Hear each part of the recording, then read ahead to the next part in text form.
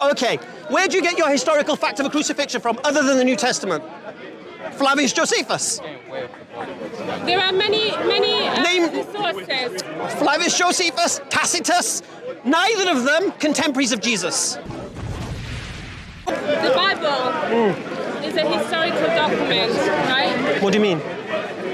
That's what I mean. If you don't understand what I just said, I'm sorry. How do you know? How do you know what's in the Bible is historical? How do we know anything? I just know that the crucifixion is a historical fact, right? It's a historical fact. What do you mean? What do you mean? What I just said, the crucifixion is a historical fact. What's historical about it? The fact that Jesus was crucified. Which Jesus? Not Isa. Which? Not Isa. One second. Which Jesus? Which Jesus? It was not Isa. Which Jesus? Because Isa ran from the cross, and Isa does not. No, relax. Forget I'm a Muslim. I'm asking about your Christianity. Which Jesus was crucified? The only Jesus. Jesus Christ. Okay. What was the first name of Barabbas? In this discussion between a Christian and a Muslim, certain specifics were established. 1. Flavius Josephus and Tacitus were two of the most prominent historians who reported the death and crucifixion of Jesus as a historical fact. 2. These two historians were not contemporaries of Jesus, so they were not witnesses. This two reality on the crucifixion has been supplemented by a question, that is, how did you know the crucifixion is historical? On this note, let me give a commentary. The recognition of the Muslim on the two historians is evidence that there is indeed a historical report regarding the crucifixion, but the Muslim implied that it isn't reliable, so he seemed to be soliciting an explanation. So here goes.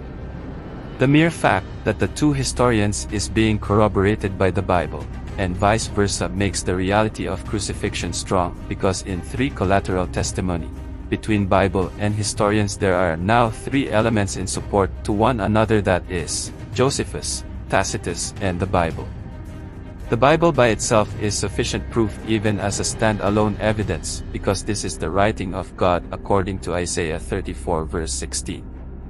And still, in secular history, Josephus and Tacitus adds more weight to it. Thus we can say, crucifixion is historical, and that as primary reason due to the collateral relationship between Bible and the two historians. This corroborates one another, so the leaning is on it being more possible than not.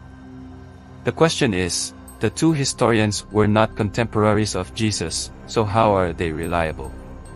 Here is my answer. As comparative, is Muhammad as claimed by Muslims found in some biblical accounts historical? If not, should we believe it then? In Islam, Jesus didn't die but it was replaced by a lookalike, so is that contemporary history too? You have no historical backup, whereas crucifixion has Josephus and Tacitus, so the crucifixion bears a heavier weight. Therefore, crucifixion is more believable than the version of Islam with Jesus being spared from it. With the Bible as writing of God according to Isaiah 34 verse 16, then it gives a guarantee that the crucifixion account is reliable. Lastly, the mere fact that you believe there are a certain portion of the Bible that are reliable, because Muhammad is in it, so why cannot we do it likewise with regards to crucifixion? If you believe portions of the Bible are correct texts because Muhammad is in it, then why cannot the account on crucifixion be not correct texts? If you cannot prove anything beyond mere denial, then the weight to believe is on the Bible. How come? Isaiah 34 verse 16, considering it in its Hebrew text, called it Sephir YHWH, or in English, the writing of God. Thank you.